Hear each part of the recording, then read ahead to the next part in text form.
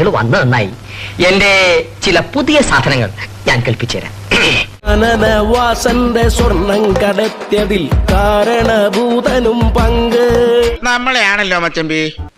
തീരുമ്പ പണി തരാൻ ഞാൻ എന്താ കുപ്പിന്ന് വന്ന ഭൂത. വാസൂനും പോറ്റിക്കും തക്കിട തരികിട കമ്മികൾക്കെല്ലാവർക്കും പങ്ക്. എന്ത് പറ്റിയടാ? വാസൂനും പോറ്റിക്കും തക്കിട തരികിട കമ്മികൾക്കെല്ലാവർക്കും പങ്ക്. പുറത്തിറങ്ങാൻ പറ്റാത്ത സ്ഥിതിയായല്ലോ ഈശ്വര.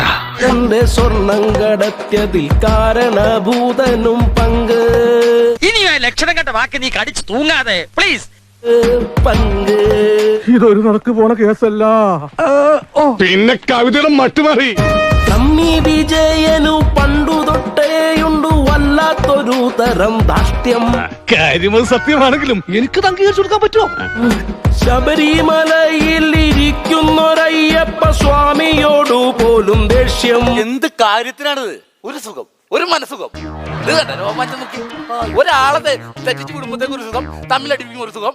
എന്റെ സ്വഭാവം നിനക്ക് അറിയാല. എന്റെ കാര്യം ഭയങ്കര കഷ്ടം. മല കയറി ശബരിമലയെ തകർക്കുവാൻ വേണ്ടി വാശിയോടങ്ങനെ പറ്റിയാണോ?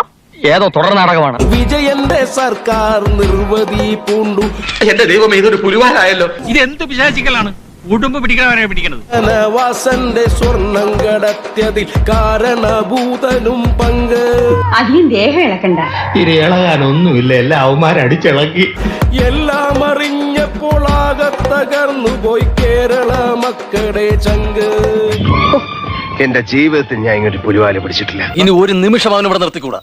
ഈ നാട്ടിൽ നിന്ന് തന്നെ അവനെ കെട്ടുകെട്ടിക്കണം.